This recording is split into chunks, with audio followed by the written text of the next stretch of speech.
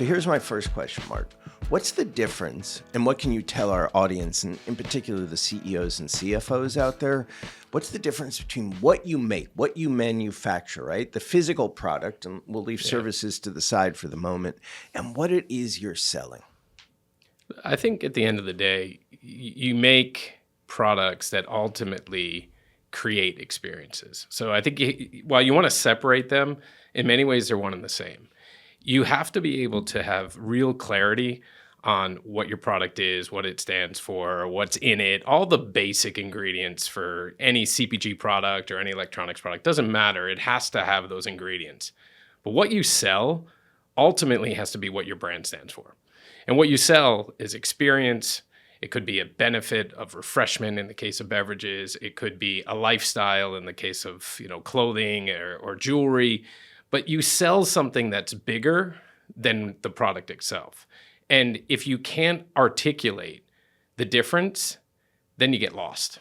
Right. So here's a question. Let's make it super specific to you. Okay. Why not? Why not? And Pepsi, right? Yep. Within and not just about Pepsi, but I think as I spent years working with the Coca-Cola company many years ago. You don't actually sell the product, right? It's never about the ingredients. It's about what the ingredients, to your earlier point, do for you, right? It's that uplift, the refreshment, goes good with food, blah, blah. When the product itself is simply a conveyance for that experience, for that brand message, how do you go about shaping that? How do you go about identifying it and in a way that's differentiated within the category? Yeah, I think you have to start with the fact that even though the category may seem a lot of similar type of products, they are different. There is a difference between Coke and Pepsi. There's a difference between Budweiser and Miller. But I think you need to identify, well, what makes it different and where can that difference be brought to life in the best way? The brands can do similar things, but the product's role in those moments has to be uniquely differentiated. And I think about the work we've done in Pepsi Challenge for decades. If I think about the work we're doing in food, well, why does Pepsi make a burger taste better than another product? Why does that experience and the brand, how it comes to life in that experience, stand out different? And I think this is where that combination of kind of product benefit and emotional benefit have to kind of combine in a really special way. You think about all of our history in music and sports and all of these things which are additional to what the product is. But I think where you have to make it really special is just make sure that it has a reason for being there. And that reason can't just be because your brand is there. You've got to give a real clear role for the product. So making those moments more special because you're having an ice cold Pepsi. Yes, it's refreshing. Yes, it tastes good. Yes, all of those things. But what is the cultural context? What is that moment? You think about the NFL tailgate. You think about the moment before a big soccer match. You want people to enjoy your product while they're also enjoying something else, but there needs to be a product benefit. There needs to be a refreshment. There needs to be a taste. There needs to be something that relates to them that they choose you over the competition. Right, but taste obviously being the 100%. Fundamental differentiator. Yep. I would think, and we're going to go probably a little deeper into the one of the many brands you represent than we typically do on the show, simply because I think Coke versus Pepsi and Pepsi versus Coke, it's such an iconic, historic, generations long marketing battle and construct and case study that I think it's really useful for the audience. But in that moment, let's just use the tailgate. Before Pepsi had the NFL, Coke had the NFL, right? So in that moment, what is the differentiating premise for why Pepsi might make that tailgate better than another beverage choice? We don't have to keep talking about Yeah. I think what's interesting is that I think we've at times lost focus on what the product benefit or reason for being in those moments is. And we've spent a lot of time trying to understand, why do we make food taste better? We spend a lot of time from an R&D standpoint, a lot of time from a marketing standpoint. And if I'm honest, over the years, we lost focus on the product role in those kind of emotional, cultural moments. You know, we talked about the brand a lot. We talked about our association with music and sport. And the brand was kind of coming along as like, you know, a sidekick. Can I ask you to explain to the audience, who, at least those who might not understand, the difference between the product role and the brand role in the same moment? Yeah, I think the product role is probably where the category has defined soft drinks, right? The product role at the end of the day is taste, refreshment, maybe it's some energy. It's that the basic needs the consumer has on a functional level that they have with their food, with their friends, whatever it is. The brand role is how that brand is associated with that moment and the person. You know, I think what we lose sometimes is trying to find the balance of both. It is a yin and yang. It's the concentric overlap of circles kind of thing. But I think if we just kind of associate the brand in a moment, frankly, that's just sponsorship. All you're going to be is aware that, hey, Pepsi does sports. But actually, I want them to know that actually Pepsi goes really well with their food while they're tailgating, waiting for, you know, the Commanders game. And if I can make the food benefit resonate as much as the association with the sport, that's a win-win. Right. If all I do is sponsor a team or a league and I don't bring the product benefit and the product's role in that moment, a la refreshment taste, tasting better, making the food taste better, then I've actually missed a huge opportunity. And all I've done is kind of associated with a borrowed equity versus building a functional equity on the product in those moments. You know, it's that combination of emotion and function that is, it's the magic sauce of any marketer's job. And I do believe over time, lots of brands lose focus on that. You gotta make sure you kind of find that balance. And I think we over time have kind of maybe gone too much in the experience of the brand or the associated event or partner, and less about the product. And if you see the work we're doing now, I think what's more important now is make sure people understand why I would choose Pepsi or why I would choose brand X versus brand Y in those moments, because it tastes better, or it really is refreshing, or it's something, it's a brand or a product that I choose because it's the one I like. But it's the one I like in those moments where I'm with my friends, getting ready for that big game, getting ready for that concert, whatever it is. And I think that's where the magic sauce is. And that's, I think, one of the bigger challenges in marketing is we've lost a little bit of the balancing act. And I think we need to find a way to be able to understand what the product role, like what is the reason the product is sitting at the table, but also why that brand was the choice for the consumer in that moment. Why do you think, speaking broadly, that we've gotten out of balance or lost some of the relationship between product and brand? I think we chase lifestyle too often. Why? Because I think we feel that's the job of marketing, is to be in culture, and it is. Let me be very clear. We have to be relevant to culture because brands last the test of time, even if your products need to evolve. And the only reason you were able to last the test of time for 125 plus years in the case of Pepsi is because you were culturally relevant at different moments. Not relevant necessarily as a product always. The product's always going to be relevant. The category is always going to be relevant. But I think we kind of maybe chased the lifestyle or the culture side of what makes our brand relevant. And at times we've kind of lost focus on, well, what makes my product relevant in those moments? So focusing on something simple as food, which sounds frankly not sexy for marketers, actually can be incredibly powerful and incredibly sexy if you do it the right way. It's not about the what you're doing, it's how you do it in a relevant way. Yeah, always. You know, I think I told you this story when we were sitting together earlier this summer that this is rather astoundingly to me 25 years ago. It's actually one of my first meetings. I'm at Creative Artists Agency. Coke's our first client. I'm at a marketing leadership offsite with the then new global CMO of the company. And I don't know what gave me the cojones to walk up to him and say this, but I'd sat through so many positioning statement meetings from them as they were optimizing and tweaking and, you know, playing with what it could be. And I'm sorry, I should apologize to those who were there. That sounded dismissive. I don't mean it dismissively. And I said to him, you know, hey, what if you stop selling and thinking about Coke as a product, and this was brand Coke, and more about it as a service, right? Because it's always in service to that uplift, that refreshment, that enhancement of the moment, right? The product does it, but you're not, in fact, selling a product. You're selling a service. You're selling emotional, physical benefit. Does that make any sense to you? Like, what do you think about that? And really a long way of saying, not was I right 25 years ago, but are we thinking so much about products that are oftentimes yours being different because of taste, undifferentiated, that we kind of lose the role of brand? I think we become undifferentiated when we forget about what makes us differentiated. Brand differentiation is critical, and you do that over time. It's like the adage of, you build equity over time. It doesn't happen overnight. But if you can't root it in a product truth, then I think you lose the ability to make that, call it that service or that experience, differentiate in itself.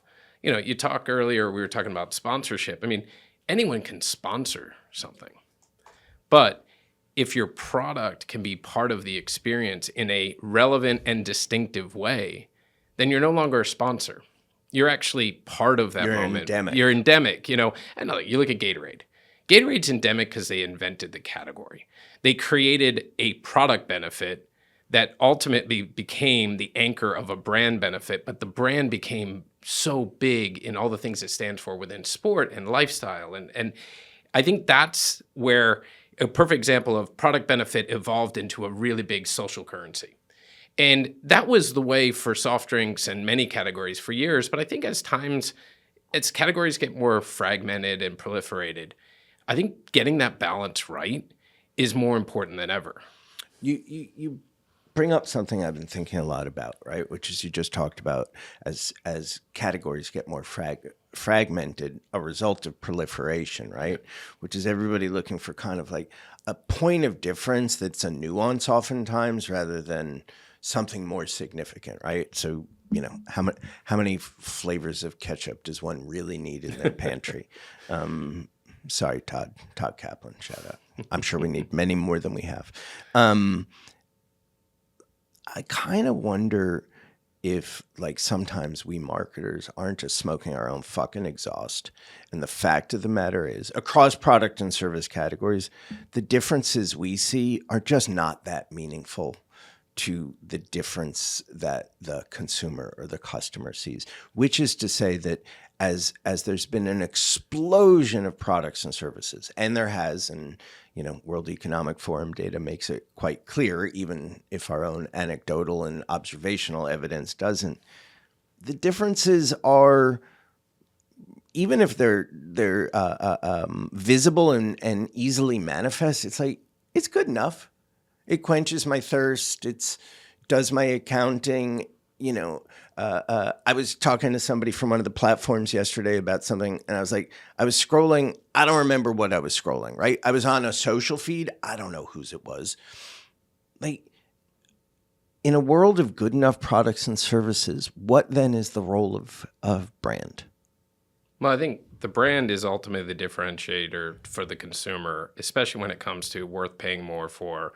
It comes when you're trying to really establish why brand X versus brand Y. But again, I think if we don't have a clear understanding of our product differentiation, all that other stuff, to your point on the feed, it just gets lost in a sea of sameness. And I think this is where using your product as a way to really elevate the brand in how it comes to life through experiences, through partnership, through events, through your own social and storytelling. If you don't put the product at the center, it's just another story. I love what you said, because I've not actually thought about it that way. Using the product to elevate the brand, I tend, as a brand-driven marketer, to think about the brand elevating the product. But you've turned that inside out, which I think is super interesting. I think you have to, because the brand has to be continually nourished and built. Sure. But if it's built on a weak foundation, a product or a portfolio of products that just is in a sea of sameness, then all you're doing in many cases is borrowing equity from other things, or kind of trying to insert yourself in people's lives in an inauthentic way, because you don't have a reason to believe. And at the end of the day, in the world of consumer packaged goods, Your reason to believe isn't just a brand belief. It is part of the reason to believe. But if you don't have a product truth or a product point of differentiation, then ultimately you're just buying your way into someone's lives and not actually anchor themselves in their habits, in their behaviors, in their rituals. And soft drinks have been around for hundreds of years, and if we're not elevating the brand experience through the product experience, then we're missing, in some cases, half the opportunity. And I think it's in a world where we need to continuously innovate. Innovation is about adding value back to the brand, not just adding ingredients to a product. And that's where I think this combination of getting this balance between having a clear product reason to believe, but having a brand that people relate to, resonate with, that they can identify with, that they're proud to wear on their shirt and not just drink with their friends. I think that's the big difference maker. And I think that's where finding that balance is where the art. There is no science to this. The art and science of marketing is, and this is also part of the problem where people have to understand what's the role of marketing. Yes, it is brand building, but it's giving the product the reason to believe in those moments. The consumer. Where the brand, exactly. Yeah. And I think that's the balancing act where I think every brand has gone through, the other sides of the spectrum. They've gone all the way to just brand focus, brand focus, brand focus. The product falls behind, or product benefit focus if it's unique and differentiate, and they build the brand behind that. I want to ask you a question about something you said. Building a brand that they're proud to wear, right? Yeah.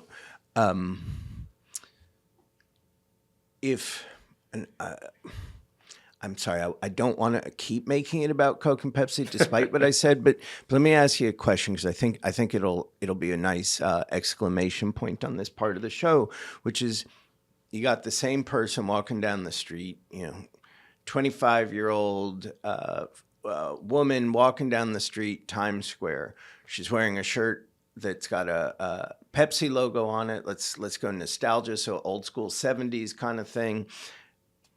Stick a pin in it. Exact same person in the exact same place. She's wearing a shirt with an old school Coke logo on it from the 70s. What is she saying about herself in those two moments that's different from your perspective? Look, I think this is where the brand and what the brand stands for and what the brand has built over time makes a difference. If I see someone wearing a certain brand, it says something about them. Yeah. But it also says something about the reason they're wearing that brand. They're wearing that brand because they either like it or they think it just looks good. Right. I think a lot of times and I think of our brands, and I happen to be wearing one right now, when I wear this actually is saying something about me. It's saying the type of person I am. What is your Gatorade? So I'm wearing a Gatorade shirt. Yeah, what's it saying about to be honest, the logo itself, it's pretty cool. No, it's a very simple, what it was without having to put the word on it. I think it's a great example of how the brand has been able to expand by simply articulating the bolt in a way that just represents something more. Does it say that I care about fitness? Do I like sport? Does it say that I know people will know what it means, so that makes me unique and different? And I think that's the difference between brands. Some brands, frankly, can just be wallpaper or merchandising or advertising. Sometimes when people are wearing, a lot of marketers just want you to wear the brand because you're just another impression. Right. I actually want to have people wear the brand because it says something about them. It says something about their identity. It's about their identity. Yeah. And I think they are different. I think there are different people who wear different brands for different reasons. Some maybe for nostalgia, some because they want to stand out from the crowd. One of my favorite t-shirts is a Crystal Pepsi t-shirt. Why? Because every time I wear it, someone asks about it. And that's why it matters. And I think that kind of conversation, by the way, and that's actually about a product. Mm-hmm. Because everyone always asks when you bring back Crystal Pepsi. It's not about whether I bring back Crystal Pepsi. It's the fact that you're asking me whether I'm going to bring back Crystal Pepsi. Because there's something about that brand and something about that's different and unique. And they associate it with something that was different and unique and not like every other beverage or every other brand. So I think there's the simplicity of what I'm wearing here that I think Gatorade has built over time and represents a lot about sport and lifestyle and yes, the category. But I think when you compare different brands, you have to ask, what is that person trying to say versus are they just wearing it to be, right. a logo. The way my kids wear Nirvana T-shirts with never and haven't having listened to a single us. Nirvana track Yes. in their life. Yeah. Yeah, it confuses me. You also mentioned a few moments ago portfolios, and you manage not inconsequential from any metric in terms of number of products and brands to absolute volume size, dollar wise and otherwise, a really significant portfolio. What's from your perspective, what might the C-suite of other companies with portfolios of brands not understand about the art and science of managing those portfolios so that they are accretive to each other and not cannibalizing each other, unless that cannibalization is very intentional and strategic? I was thinking about this when we were talking last, and I kind of, the analogy would be, especially looking from a CEO's perspective, is like, well, how do I build my portfolio? And the analogy of it is like, think about how you build a city. All right.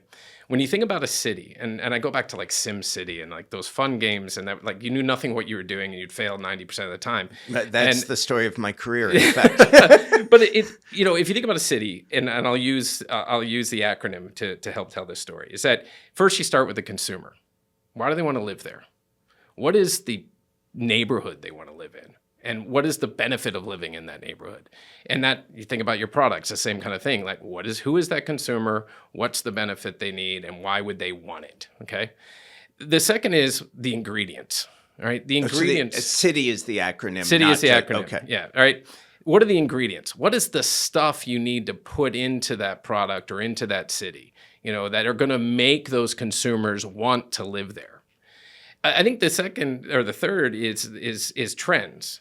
Like, what has changed in the dynamics of an environment or a portfolio that you are missing something? In the world of a city, do I need to build a stadium to bring more people to my city? But for us, it's like, do I have a gap in more portfolio that I need to actually put something else in that portfolio that doesn't live there because there's a trend happening and I'm kind of missing it? And then the last one, and this is forced because I couldn't find a letter that begins with Y, it's your brands. All right. And you have to ask yourself, can your brands deliver on that consumer, carry those ingredients, and be relevant to the trends? And if they're not, you may have to go and acquire or build a new one.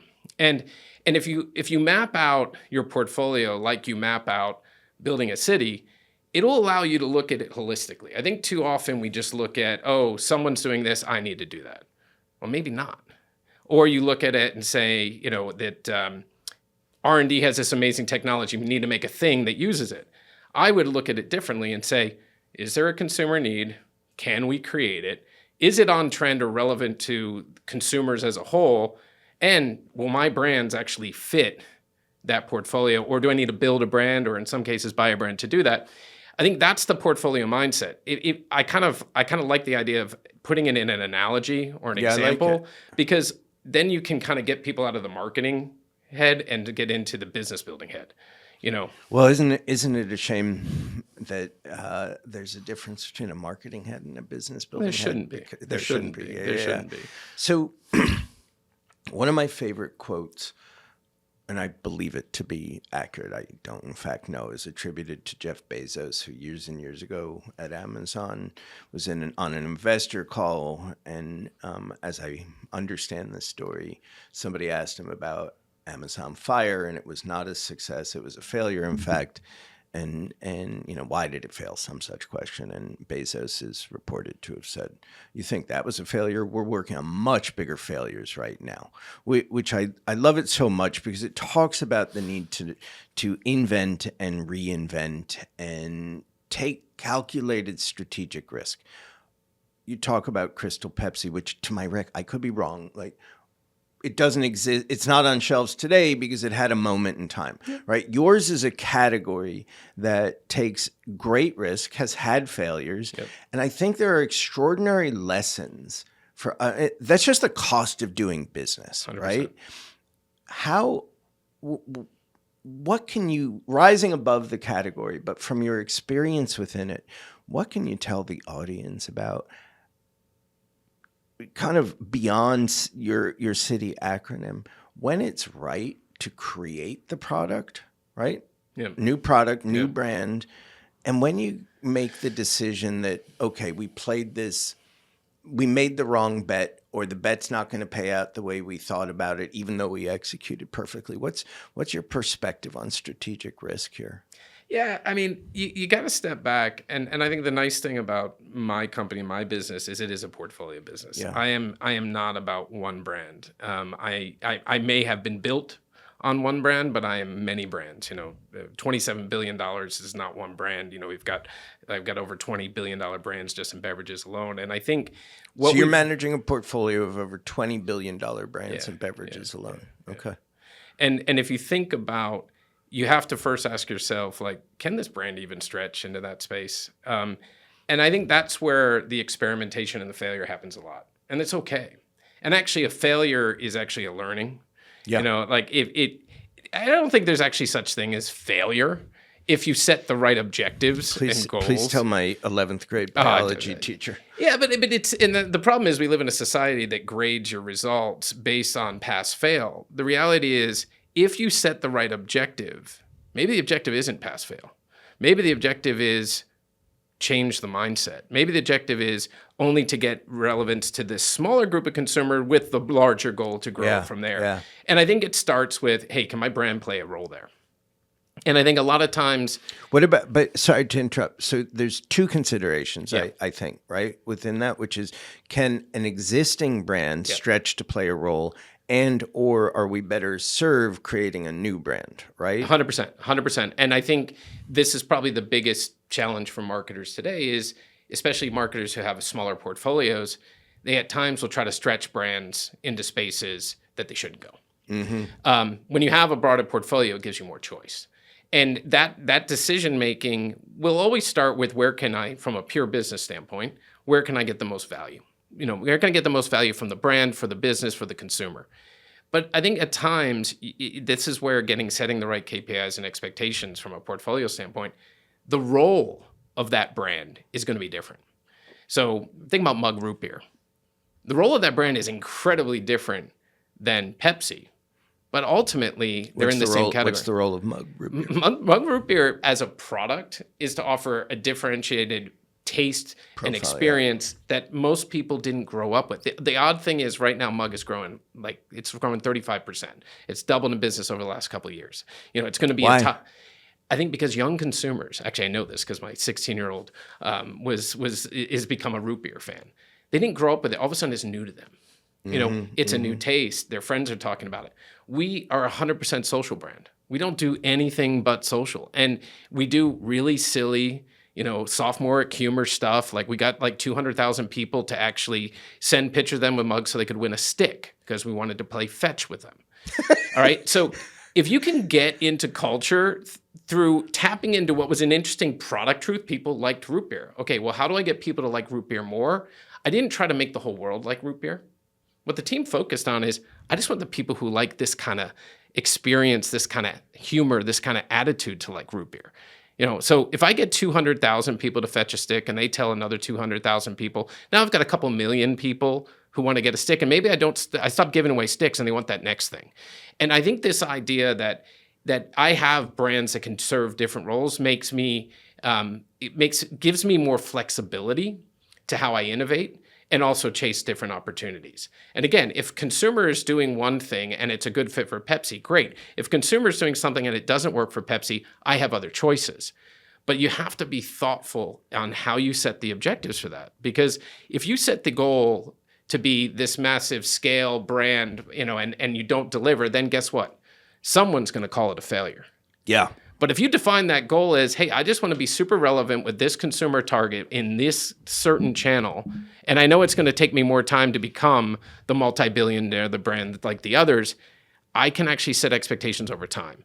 And if there's one thing I think marketers are all guilty of, especially as they manage expectations with their CEOs, is setting too lofty goals, setting maybe the wrong expectations, and not being clear on what the role of that brand or that initiative is in the bigger picture.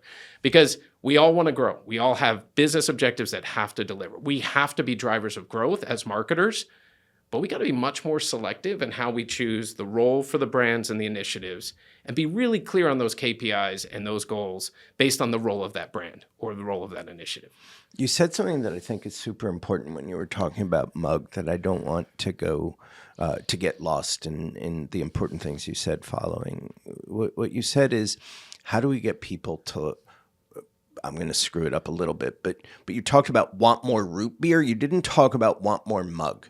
And what's really interesting to me about that is it immediately made me think the focus on the category, right, before the brand, rising tide lifts all boats, is, if I'm right, I think it's Byron Sharp and How Brands Grow, who said, once you get to a certain size, if you're a leader, growth comes from a few things, not the least of which is, of course, growth and share in a bigger category. Yeah.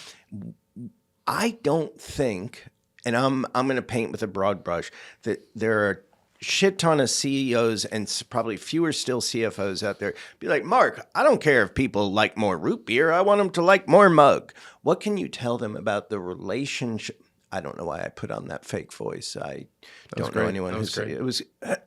I was in Hollywood a long time. I always wanted to be an actor. Yeah. What can you tell the audience about kind of the relationship between category growth and brand growth, and when you think about one versus the other? And if that question doesn't make sense, just say, Seth, that's stupid. Let's keep going. No, it's not stupid. Actually, it's fundamental. And I'll use Byron Sharp's, analogies on penetration. Penetration is king, queen, joker, pawn, whatever. If you think about penetration, we do talk about, we measure it as brand penetration. Mm-hmm. But if we're not building the category, whether we're the number one leader or the number 5 player, then we're not going to grow. Penetration drives growth. And so the interesting thing Does penetration drive growth, or is it a consequence of growth? Which is it's probably both. I mean, right. Penetration drives growth because ultimately you got to drive trial, and all trial is penetration, right? And I think this is where we get maybe a bit too intellectual around the science of growth. The science of growth is probably a lot simpler than we make it out to be. The science of growth is you build brands in relevant categories through distinction, storytelling, all of that. But as long that is useless if no one's trying your product, if you're not building penetration. Right. And if you're building penetration in a category that's building penetration, then it's a win-win. Now, the goal at the end of the day of any marketer or business is, I want to build more penetration. I want to be the driver of penetration of a category. But when you're not, you still need the category to grow for you to grow. And, How Brands Grow, going to Byron Sharp, is all about, he talks about, it's not about loyalty. Almost all categories are somewhat of a repertoire category. Even the most prestige category are still repertoire, in some ways. And I think this idea that you can build a brand, you can create a category of the brand. Gatorade did it. You could argue Poppi has done it. You can argue lots of brands have built categories. But once you build a category, it's actually a lot harder to build penetration and to build relevance and to build equities, because you now are the category, or you now need to keep innovating to actually make the category either broader, more users, or more relevant. And I'm sorry to interrupt, but is that a place where, in fact, competition can, in fact, serve you? Absolutely. Look, I mean, competition is a great thing, and without competition, on one hand, you think about what inspires the emotional part. Like, marketers spend a lot of time trying to convey emotion, to push emotion out. The emotion also has to be inside. Mm-hmm. And competition is a human nature. A competitive spirit is a good thing. Wanting to go out there and win, wanting to go out there and actually do something different, to have that trick play in a game, the tush push, those type of things, that's innovation. Those little things are innovation. And why are you innovating? Yes, you're innovating to win, but you're win against who? And ultimately, there are competitors. And it doesn't always have to be the big competitor. I mean, the beverage category, the foods category, the retail apparel category, there are so many competitors. And this idea of, one more, and this idea of getting another point of penetration, this idea of building the category through penetration, if there are others along the journey with you, it's a win-win. Now, of course, we all want to have more than the other guy. But I think this idea of penetration is king, and this idea of brands grow through driving penetration. is what's important. Now, the point back to the mug example is mug is building penetration with a cohort that may not be drinking some of our other products, or may be looking for a differentiated product proposition or flavor, or just likes the dog on a can. I think this idea of penetration, you have to look at penetration through different lenses. And this is I think the other thing we all fall into is we need to de-average what we do. What's that mean? We look at things in total. Am I growing penetration at a total U.S. level or around the world? I want to know, am I growing penetration in Des Moines or with Gen Z or with Hispanics or with mothers with kids? Depending on the product portfolio, I need to look at penetration differently because it's the building blocks to growth. It's the 1 + 1 = 3 kind of equation. And I think this idea, if you can de-average the drivers of growth, figure out which are the most important for growth based on your consumer target, then I think you can actually differentiate your portfolio and exponentially drive growth versus competition. I was sitting with Joe Marchese, who was on an earlier episode of the show the other day, and he said something to me that I hope, Joe, I'm getting right. But he said, the average answer to all the questions is not the answer. 100%. Right to your point? 100%. Yeah. 100%. And I think, winning with Gen Pop isn't always winning.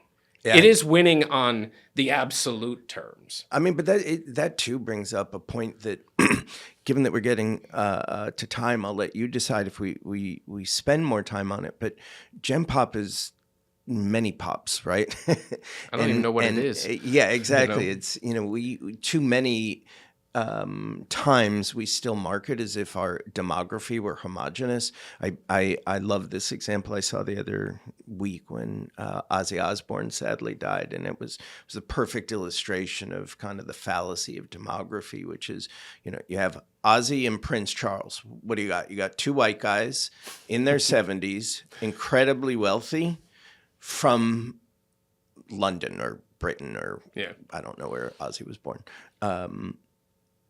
Same demography, pretty different psychographically, because I think only one of them has eaten a bat's head. And it was Prince Charles for those one. Just kidding. Yeah. Okay. I want to ask you to crystal ball a little bit. Yeah. We just talked about emotion. We've been talking about emotion. We've been talking about brand.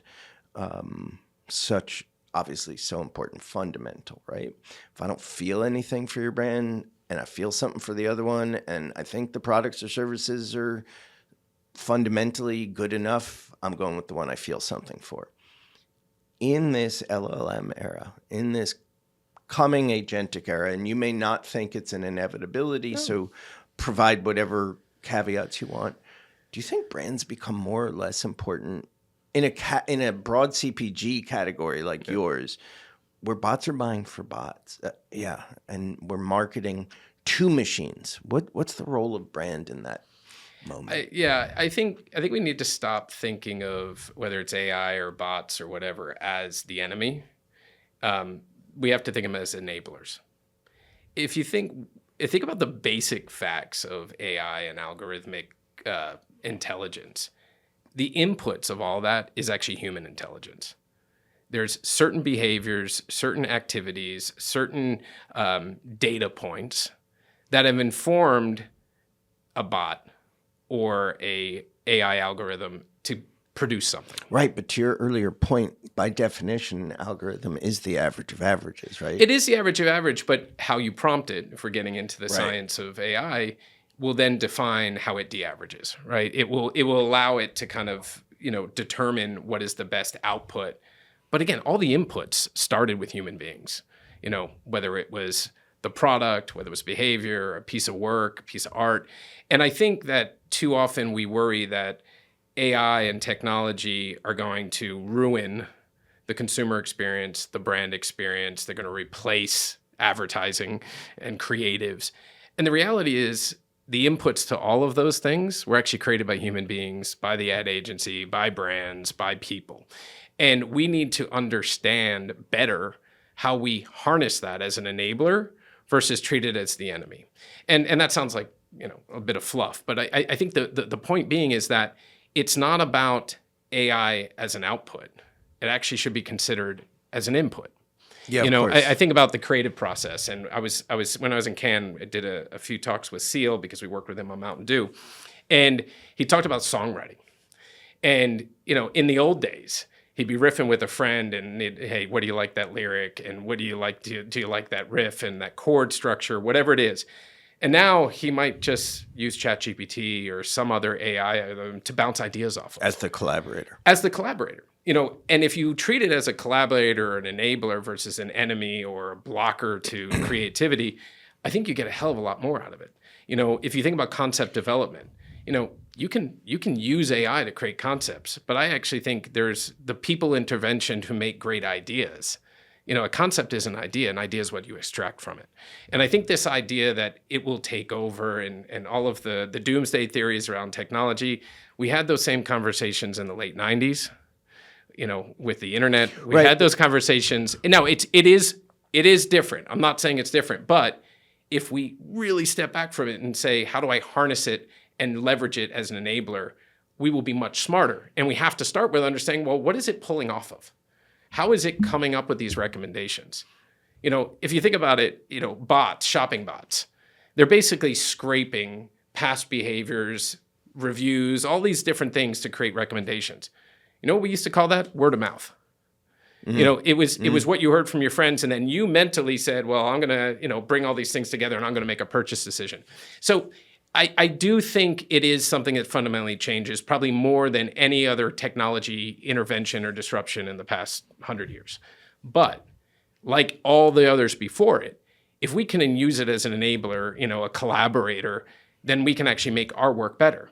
You know, I was having a conversation the other day, and we were talking just about search and discoverability, and we've designed our marketing materials in a way that makes it sometimes harder for bots and agents and all these things to know who we are. It's like putting up a wall on yourself. Well, is that because they were designed before we had to think about what? It's probably a combination of things. Like, you know, in the old days, just to meta tag something, it was fine. But you need more than that. You need to be able to be read in an open environment as a brand, as a person, so that these new technology-driven tools understand who you are, what you stand for, what your product tastes like, all of that, because they're going to spit out whatever they capture. But I guess that's really my fundamental question, which is, given the changes to discoverability, given the changes to shopping habits, and not demonizing anything, but the reality of how some purchase decisions will be made, does that change? So let me I'll tweak my question. Does that change how you build a brand in the future? It's definitely not necessarily the what, but the how, for sure. Yeah. All right. Like what the brand stands for is what the brand stands for. What the product is what the product is.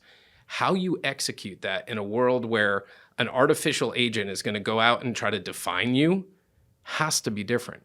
You know, and liken it to when we had to shift all of our comms to mobile devices and rethink, you know, mobile first and all of this. It's that same basic behavioral change that as marketers we might make. You know, if an idea can't land in a way that can be read in this world of bots and agents, then it's probably not a good idea. It's an interesting point, which is to say that as much as things change, they kind of stay the same. And the first rule of marketing, like the first rule of comedy, is know your audience. And if in this moment your audience is comprised both of the humans it has been and bots, you got to know both. You got to know both, and you've got to know, you know, just like you spend time understanding consumer behavior and doing research and qualitative and quantitative studies so that you can go really deep with the consumer, you also understand how the artificial world works. Yeah. Because just like the consumer, hey, I know what the insight is around this certain consumer. Well, I know how this bot operates. So I want to market in a way that they capture the messages, the images, and in some cases, the emotions. I mean, it's amazing what technology can do to actually capture brand tonality through a chatbot. Like, you can create stuff, and what it's doing is just modeling behavior through past behaviors. And I think this idea of thinking about marketing to consumers, look, at the end of the day, the consumer is number one, first and foremost. I'm not going to build a team that's focused on just marketing to agents and bots and things like that. But if my marketing team doesn't think about how that consumer behavior is then captured in this new world, and also how our work can be relevant to that new world, then we're missing an opportunity. Because if I'm just going to go search and use a bot to search or buy something, I need to make sure that I'm there. Just like I make sure I'm on shelf at Walmart. And I think this is this kind of fundamental mind shift. I think we have to start thinking about the mind shift we have to create. It's not a new kind of marketing. The fundamentals marketing, you said earlier, they don't really change. It's not the what, it's the how we then apply them to the new consumer, the new channel, or the new technology. And we've done that before.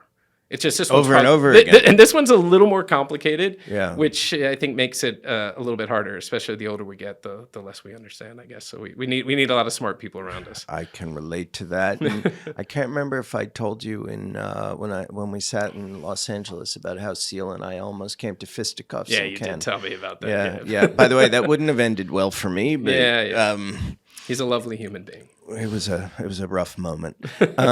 With that, Mark Kirkham, thank you so much for being here. This was really interesting, and I think kind of the legacy of not just your portfolio of brands, but in particular, Pepsi in the marketing Parthenon, right, is so important as an indication of what the future might look like. So thanks, man.